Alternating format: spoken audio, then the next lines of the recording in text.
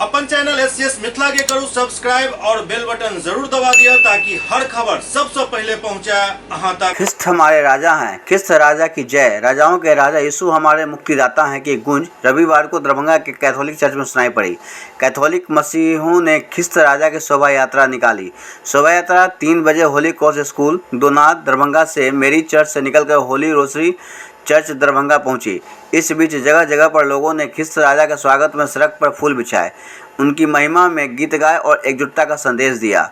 Holi rosary church के पल्ली पुरोहित father सुशील ग्रेवियन ने अपने संदेश में कहा कि राजा की बात करने पर लोगों के मन में राजा की तस्वीर खिंच जाती है, लेकिन आज हम जिस ख्रिस्त राजा की बात कर रहे हैं और प्रभु घोषित कर रहे हैं, उनके पास न तो महल है, न धन संपत्ति, न राजमुकुट, न राज सिंहासन, न ही उन्होंने अपने याद में कुछ बनवाया, बल्कि उन्होंने खुद को दूसरों के पाप के लिए बलिदान कर दिया।